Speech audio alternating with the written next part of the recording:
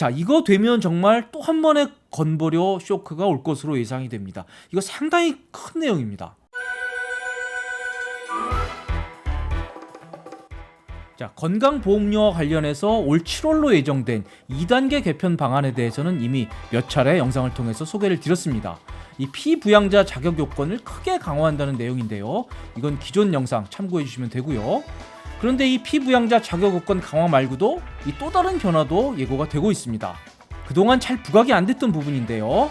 바로 이 금융소득에 대한 건보료가 늘어난다는 것입니다. 오늘도 이 지역 건보료와 관련해서 아주 중요한 내용을 담고 있기에 끝까지 집중해서 시청해 주시기 바랍니다. 바로 시작합니다.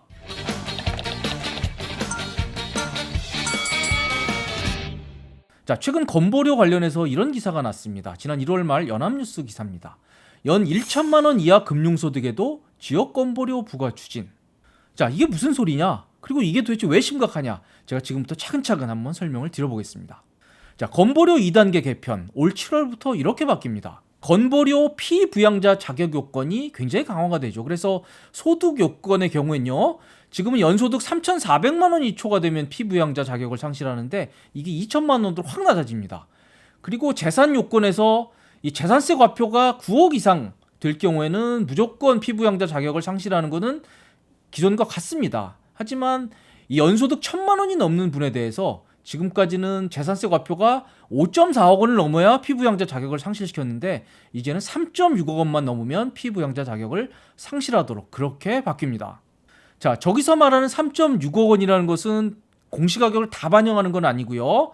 토지는 70%, 주택은 60%를 반영을 합니다. 그래서 저게 3.6억 원이라고 하는 거는 대충 시세로 따지면요, 아파트가 한 8.5억 원 정도, 8억 5천만 원 정도 되는 것으로 그렇게 얘기를 하고 있습니다.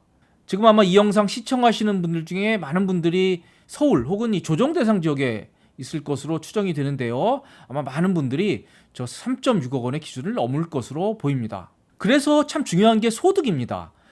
아무리 자기 집이 3.6억 원, 저기서 기준 3.6억 원이 넘는다 그래도 연소득 1,000만 원이 안 되면 피부양자 자격을 유지할 수가 있거든요.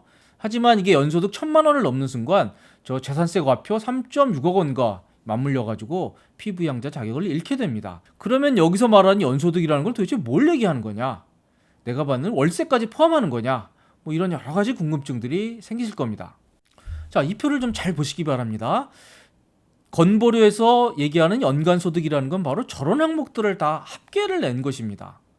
자, 그래서 저런 소득들이 다 합쳐져서 바로 연간소득이 되고 저 연간소득이 1,000만 원을 넘을 때 그게 재산세 과표가 3.6억 원을 넘는 순간 바로 피부양자 자격을 상실하게 되는 겁니다. 그리고 현재 지역 건보를 내시는 분들도요, 바로 소득에 대해서 일정 부분 건보료를 내게 되는데 그때의 소득이라는 건 바로 저기 포함된 소득들을 얘기하는 겁니다. 그래서 저 표를 좀 잘 보셔야 되는데요. 그런데 사실 건보료 무섭다고 자기 소득을 조정하는 것은 뭐 쉽지가 않습니다. 바람직하지도 않고요.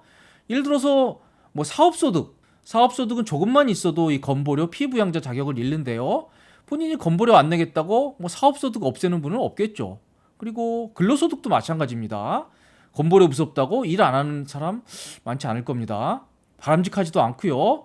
그리고 연금소득은 대표적으로 국민연금입니다. 많은 분들이 은퇴 후에 국민연금 받으시는데 이게 건보료에 반영이 됩니다. 그래서 건보료 무섭다고 국민연금 안 받으시는 분 당연히 없겠죠. 없습니다.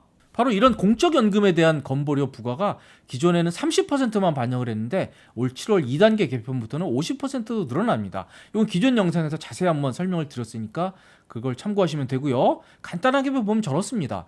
지금 월 100만 원 국민연금 받는다 그러면 연으로 1,200만 원을 받습니다. 그러면 이걸 30%를 하면 360만 원. 여기에 일정 요일 곱하면 지금 지역 건보료가 41,700원 정도가 나오는데요. 이게 바로 반영 비율이 50%로 늘면서 63,000원 정도가 나오게 됩니다. 바로 1.5배가 늘어난다는 얘기입니다. 좀 안타까운 부분입니다. 자, 어쨌든 저 연간소득이 합산을 해서 저것으로 이제 피부양자 자격을 따지고 또 지역건보료가 부과가 됩니다. 그런데 저기서 만약에 소득을 좀 조정할 수 있다 그러면 아마 다른 건 안 될 거고요. 금융소득은 약간 조정할 여지가 있다고 봅니다. 금융소득. 그래서 바로 오늘의 주제가 금융소득이 되겠습니다.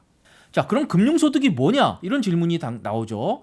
요즘에 주식 투자를 많이 하시잖아요. 삼성전자 주식 팔아서 남은 돈, 요것도 금융소득이냐 이런 질문들 참 많이 붙는데요. 금융소득 아닙니다. 자, 주식이나 아파트 팔아서 남은 것은 양도소득입니다. 양도소득. 거기엔 양도소득세가 붙죠. 이거는 항시적인 소득이 아니라 어떻게 보면 일회적인 소득입니다. 그래서 이건 양도소득세로 분류과세라는 걸 합니다. 그래서 삼성전자 주식 팔고 아파트 팔아서 남은 돈은 양도소득세를 내기 때문에 이거는 건보료 부과 대상이 아닙니다. 걱정 안 하셔도 되고요. 자, 주식 투자로 사고 팔아서 남는 돈은 이 양도소득, 그리고 양도소득세를 내지만 그 주식을 가지고 있으면 뭐를 받죠? 그렇죠. 배당을 받습니다. 그 배당은 바로 저 금융소득에 포함이 됩니다. 저기서 말하는 금융소득이란 두 가지입니다. 이자소득과 배당소득을 말합니다. 우리가 은행에 예금을 맡겼을 때 받는 이자요. 그리고 주식을 가지고 있을 때 그 주로부터 받는 배당, 이런 것들 합쳐서 바로 금융소득으로 부릅니다. 자, 최근에 서학개미분들 참 많죠. 그래서 뭐 애플 같은 미국 주식에 직접 투자하는 분들도 있고요. 그리고 QQQ 같은 미국 증시에 상장된 해외 상장 ETF를 사시는 분도 있고요. 그리고 또 이 국내 상장도 있지만 해외 지수나 해외 기업에 투자하는 그런 국내 상장 해외 ETF에 투자하는 분들도 있을 겁니다. 예를 들어서 뭐 타이거 미국 나스닥 100 같은 경우가 그렇습니다.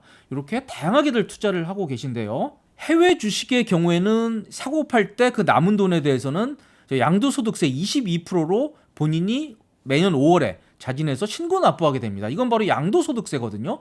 분류과세가 됩니다. 그래서 이거는 22%로 그냥 납세 의무가 종료가 되고요. 이거는 다른 소득과 합산이 되질 않습니다. 그래서 건보료하고 아무 관계가 없습니다. 아무리 애플 가지고 많은 돈을 벌어도 건보료와는 아무 관계가 없습니다. 자, 그런데 그게 다가 아니죠. 애플 같은 미국 주식도 배당합니다.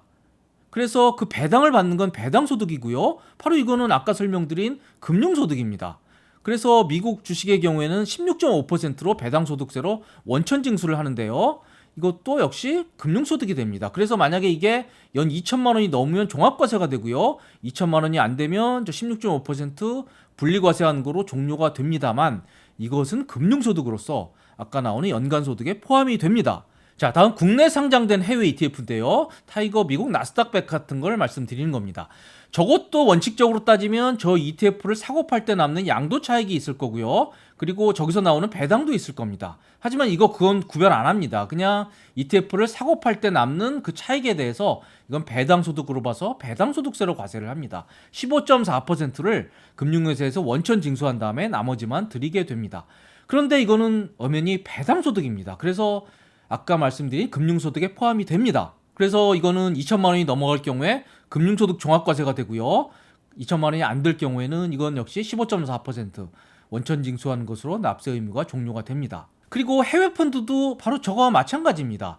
그래서 해외 펀드도 남는 돈에 대해서는 저 15.4% 배당소득세로 과세를 하고요. 이 역시도 금융소득으로 이 건보료에 영향을 미친다. 이렇게 일단 생각을 하시면 될 것 같습니다. 그리고 여러분들이 많이 하시는 ELS 있죠. ELS 경우에도 다 배당소득세로 과세를 하는 겁니다. 이것도 배당소득이고요.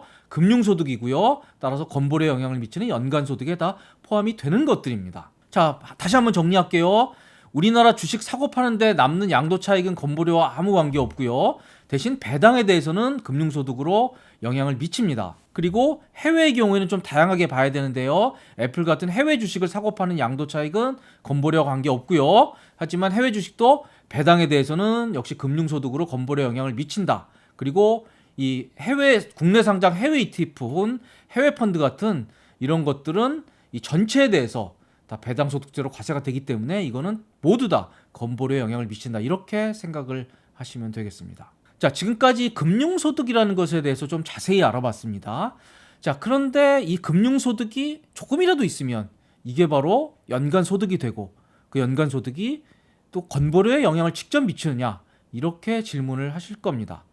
자, 그런데 그건 아닙니다. 사실 정부도 좀 고민이 있습니다. 이게 2020년 8월 19일 날 보건복지부에 전한 보도자료입니다. 이 당시에 부가제도 개선위원회라는 걸 열었는데요. 이때 정부는 두 가지 아주 중요한 결정을 하게 됩니다. 자, 우선 첫 번째, 연소득 2천만 원이 안 되는 주택임대소득에 대한 건보료 부과를 결정을 합니다. 그래서 이 이후에는 이 주택임대소득에 대해서는 상당히 많은 경우에 이 건보료 부과가 되고 있습니다.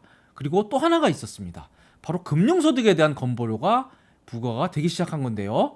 원래 금융소득 2천만 원을 넘으면 그건 종합과세가 되기 때문에 원래도 건보료가 부과가 됐습니다. 하지만 2천만 원이 안 되면 그건 건보료를 영향을 안 미쳤는데요. 이때 회의에서 2천만 원이 되지 않는 부분에 대해서도 건보료 부과를 결정을 했습니다. 단 당장의 혼란을 우려해서 일단 연소득 1,000만 원 초과자에 대해서만 우선 건보료를 부과하는 것으로 그렇게 결론이 났죠. 자, 그래서 이게 제가 건보공단에도 물어봤는데요. 이 금융소득이 연 1,000만 원을 넘지 않으면 그 밑에 금융소득에 대해서는 아예 건보공단으로 자료가 안 간다고 합니다. 아예 건보공단이 자료를 갖고 있지 않기 때문에 금융소득이 연 1,000만 원이 안 된다 그러면 이건 건보료와 아무 관계가 없습니다. 건보료가 더 올라가지도 않고요. 그리고 건보료 피부양자 자격 따질 때도 아무 고려사항이 되지 않습니다. 자, 그런데 이게 앞으로 계속 이랬으면 얼마나 좋겠습니다만 바로 저 보도자료 봐도 전제가 붙습니다. 일단 연소득 1,000만 원 초과자에 대해서만 하지만 순차적으로 부과기준 소득을 낮추는 방안으로 하겠다라고 명시적으로 보도자료에 나오죠. 그리고 바로 작년 말에 나온 이 보건복지부 2022년 추진계획에 보면 좀 더 상세하게 추진계획을 밝히고 있습니다. 자, 추진 일정 보니까요. 올해 1, 2, 3분기에는 이 추진 상황을 모니터링하고 용역을 줘서 심층 연구를 하겠다 이렇게 나오네요. 항상 정부가 밟는 프로세스입니다.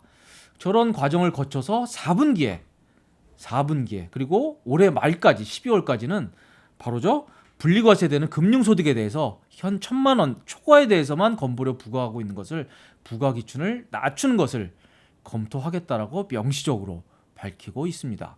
자, 이거 되면 정말 또 한 번의 건보료 쇼크가 올 것으로 예상이 됩니다. 이거 상당히 큰 내용입니다. 우선 이 방향에 대해서는 이의를 달 수가 없습니다. 이 건보료 개편 방안의 중심이요, 재산보다는 소득 위주로 가는 겁니다. 그래서 이 형평성 차원에서 이 소득 부분에 대한 건보료 부과를 늘리겠다라는 게 정부 생각인데요. 이 방향 자체에 대해서는 토를 못 답니다. 맞는 방향입니다. 하지만 이게 갑자기 1,000만 원 이하까지 확대될 경우에 엄청난 혼란과 반발이 예상이 되는 것도 사실입니다. 그래서 아마 제 예상에는 이 1,000만 원 이하에서 어떤 기준점을 찍어서 한없이 내려갈 것 같지는 않고요. 예를 들어서 뭐 500만 원 초과에 대해서만 건보료를 물린다든지 뭐 600만 원 초과에 대해서 물린다든지 이런 어떤 기준점이 아마 제시될 것으로 그렇게 예상이 됩니다. 자, 제가 종합적으로 한번 정리를 해보겠습니다. 이게 좀 헷갈리실 수가 있는데요. 올 7월부터 시작되는 2단계 건보료 개편 방안이 이미 예고가 돼 있습니다. 자, 그래서 2단계에서는 저기 빨간 라인에 들어간 부분입니다. 저 라인에 있는 분들이 58만 명이 예상이 되는데요. 저 58만 명이 지금까지는 지역 건보료를 내지 않고 남의 밑에 들어가 있는 피부양자로 계셨는데 저분이 올 7월 이후에는 지역가입자로 본인이 직접 건보료를 내야 되는 지역가입자로 전환이 되게 됩니다. 자, 그런데 저렇게 지역가입자로 전환되는 분들이요, 대개 아마 과표 3.6억 원 재산을 초과하는데 연소득 1,000만 원을 넘는다는 이유로 지역가입자로 전환되는 분들이 가장 많을 것으로 예상이 됩니다. 자, 그런데 보통 재산은 아파트잖아요. 본인이 살고 있는 아파트는 어떻게 못할 가능성이 큽니다. 그렇다고 하면 그분들은 결국 저 연소득 1,000만 원이 넘어서 건보료를 내느냐, 아니면 1,000만 원 밑으로 가서 건보료가 계속 피부양자로 있느냐, 결국 이 기로에 놓이게 될 겁니다. 자, 그래서 저 연소득 1,000만 원 기준이 매우 중요한데요. 저 연소득은 아까 말씀드린 여러 가지 소득을 합산해서 계산을 합니다. 자, 그래서 저렇게 여러 가지 소득 중에서 다른 것은 조정하기가 쉽지 않고요. 그나마 조정할 수 있는 게 금융소득이다. 그런데 이 금융소득도 지금은 연 1,000만 원이 초과될 때만 건보료 영향을 미치지만 앞으로 이 기준도 낮추는 것으로 정부가 그렇게 예고한 상태다. 그래서 참 쉽지 않다. 이게 결국 오늘의 결론이고요. 그래서 만약에 저게 연 1,000만 원 초과할 때 금융소득을 건보료에 반영하는 게 만약에 연 500만 원으로 낮춰준다 그러면 아마 상당한 부분들이 건보료 부담이 늘어날 것으로 보입니다. 하지만 뭐 하늘은 무너져도 솟아날 구멍은 있죠. 금융소득은 생각에 따라서는 좀 조정할 수 있는 여지가 분명히 있습니다. 예를 들어서 이 금융소득을 부부간 증여를 활용해서 좀 평평하게 맞춘다거나요. 그리고 금융소득에 포함되지 않는 상품들이 있죠. 대표적으로 사적연금이 그렇고요.